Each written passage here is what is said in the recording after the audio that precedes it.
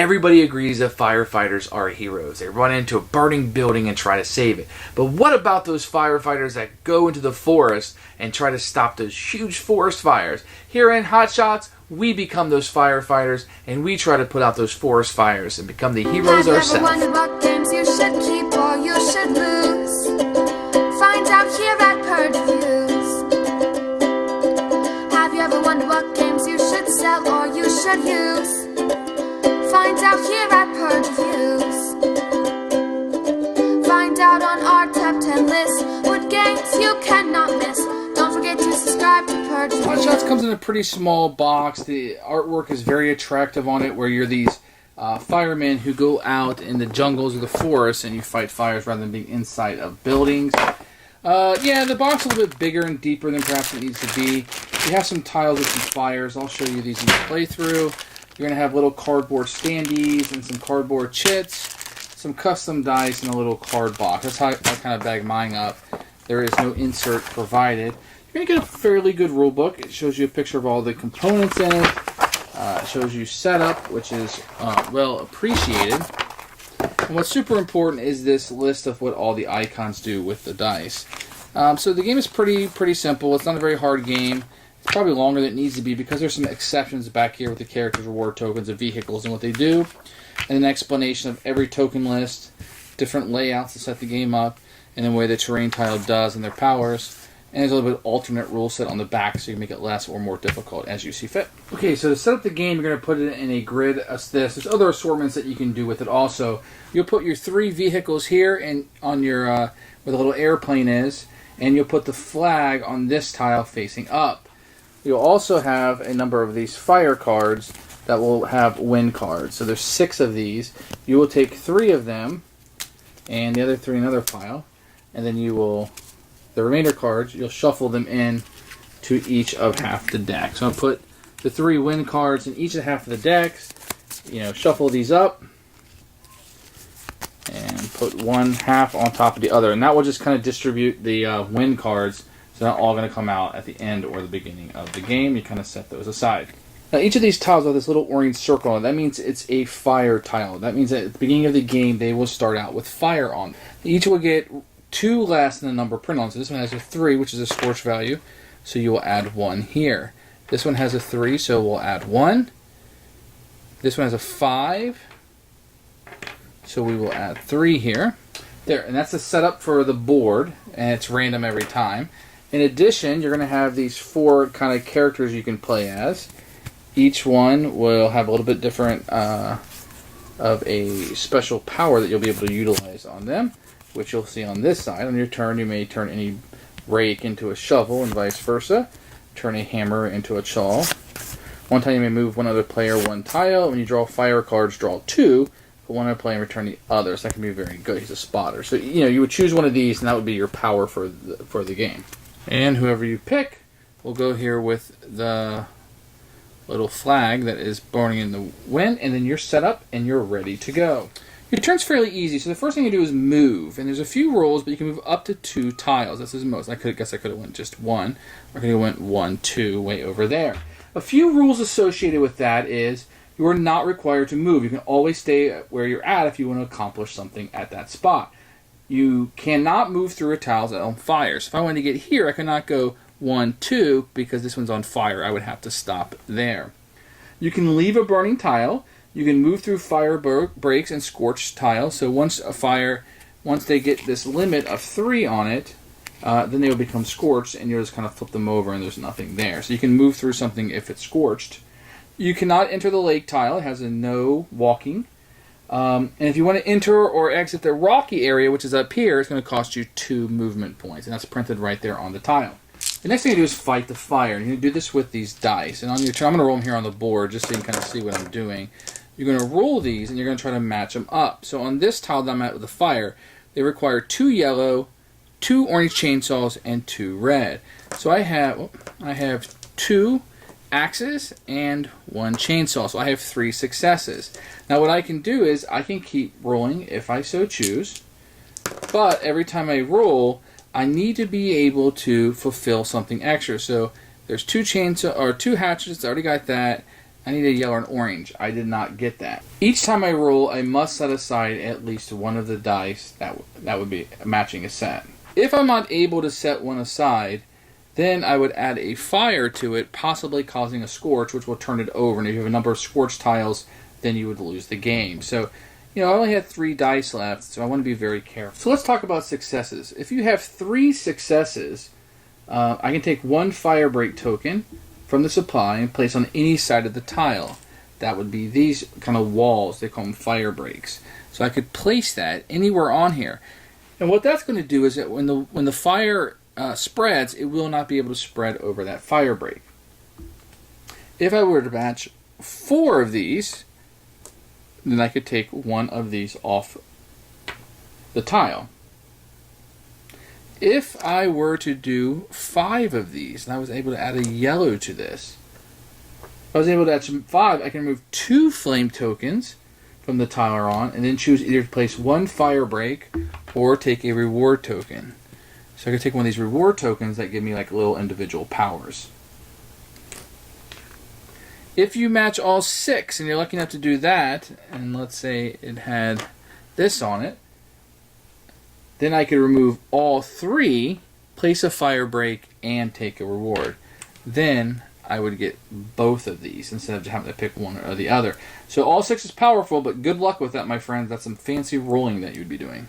Now there is a benefit to working together. If you have more than 1 fireman on there, you can. So for each additional fireman I have, I can avoid 1 blow up. So the more people you have there, the better chance you have of rolling because you're working together on the fire. The final thing you do on your turn is turn over those fire cards. And this is how the fire will fight back. Now there's a whole bunch of different stuff in this deck, and it'll do a whole bunch of different things. But for example, this one will increase 2 fires that are 4.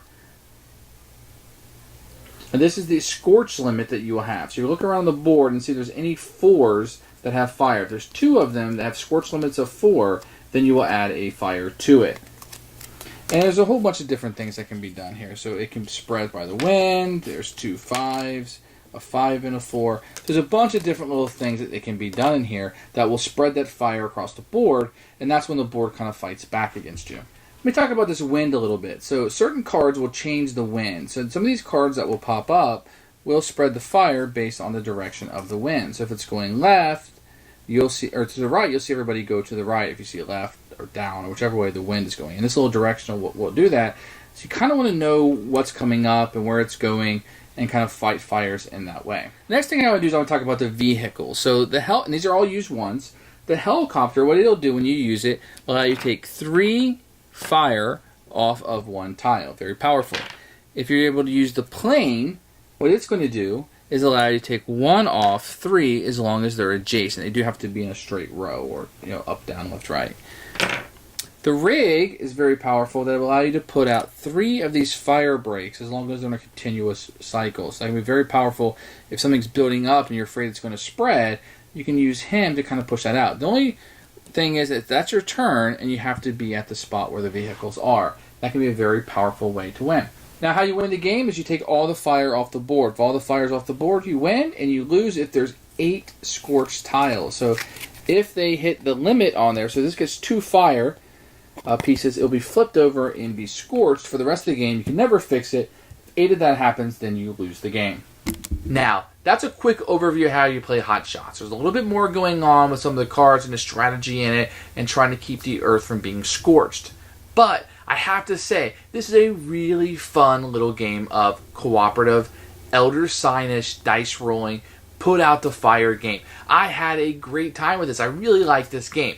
This is not another Pandemic clone. Now, first of all, we got to take a look at Firepoint Rescue. The theme is right there. That's the one where you're running into buildings trying to save one. This one, you're a firefighter in the floors trying to put it out. Flashpoint Fire Rescue is much more of a Pandemic with dice type of game. Hotshots is not that. The only real things that those two games share is probably the theme and the fact that you're rolling dice. And it's cooperative. Other than that, the game is different. This one is you can move around and we're putting these fires out, and you're trying to put a fire out before 8 tiles become scorched. and you're rolling these dice, Elder Sign type, where every tile is going to have a certain amount of dice, and it's completely different. So yes, there is luck in this game, okay? You're rolling a die. I hope you get the right result. There's pressure luck in this game, because every time you roll, you can re-roll, but if one of those dice doesn't match something that you need, then something bad is going to happen. So you kind of pressure luck and move that. Now you do have some interesting decisions of when to use the 3 vehicles. You're rolling the dice. When do you pressure luck? When can you use the power of your firefighter and to put out these fires? Now you also put in these fire breaks where the fire usually spreads, but these fire breaks will keep them kind of self-contained inside an area. Super important to use those. First your brain goes to, I need to put the fire out. But you really got to set it up with the fire breaks and hopefully contain that a little bit and not let it spread out too fast because you don't have unlimited actions. It's also not easy to put the fire out. You have to connect 4 of those icons on your dice to do that, and that can be rather tricky without some luck. Is there too much luck? Well, if you feel like there's too much luck in Elder Sign, then perhaps there might be. Because at some point you have to pressure luck and go for it. But that's kind of what they're going for here. Now, there is teamwork in this game. The more firefighters you have on a spot, the more of those bad things that you can prevent. That's super cool. So, do you get your whole team together or a large part of your team together to prevent some of those things on the more important tiles? Or do you spread out, hoping to, that Lady Luck will come through and help you get those fires out? So it can be a couple different strategies here. I don't find the game overly hard, and once again, luck is going to dictate that, but there are ways in the back of the book to make the game easier or harder. Now, I found this game to be really fun. I probably like it better than Elder Sign because I enjoy the theme better, and I didn't really care for Elder Sign all that much, but this one I really, really did. It plays really fast, it's really fun, you get to be a firefighter, and you're putting out fires. So this one was very, very good to me. Is it going to be a classic that you're going to have forever? I don't know. Time will tell on that. Maybe after my 10, 15, 20 plays, I'll come back and do something more in-depth. But I got to tell you, after the amount of plays that I've had on this game, Hotshots is really fun. It's really good. It's simple. Because it's cooperative, you can pretty much play with anybody because they just kind of go along with it.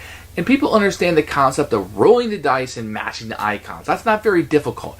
So, I think this is going to cast a wide net. I think this game should have a wide distribution. I think if people play it, they're going to like it. I hope to see some expansions and new things coming out in the future. I wish there were more tiles. Each tile has something unique. Most of them do. That has something happen. And a different scorch value. So you can get tiles kind of centered up here. And if those catch on fire, man, you're in trouble. They might scorch really quickly, or the fire might spread. You really have to watch the wind in this game. The wind is going to direct which way the fire goes. There's a lot of little things that you have to worry about. And you may not download or think about all those at first, but as you become more experienced in this game, you must if you want to be really good at it. So Hotshots was a complete winner for us. I highly recommend this game. I thought it was really, really good. I hope you try this one out because I think this might be a winner. Now, can you have Flashpoint Fire Rescue in your collection? Absolutely. 2 very different games. If you like that theme, I mean, you have more than 2 dungeon crawls in your collection, or maybe you have 2 different types of racing games. This is completely different than Flashpoint. This is not another Pandemic clone, so I definitely think you can add it to your collection. This one is more along Elder Signs. I don't know if Elder Signs might be a little bit more deeper or have more with expansions and stuff going on, but I definitely think these 2 games can operate inside of your collection. So I would go ahead and pick this one up, regardless if you have Flashpoint and regardless if you have Elder Sign. Thanks for watching, and I hope you guys have fun at the gaming table. Thanks for watching the video. I really appreciate you tuning in.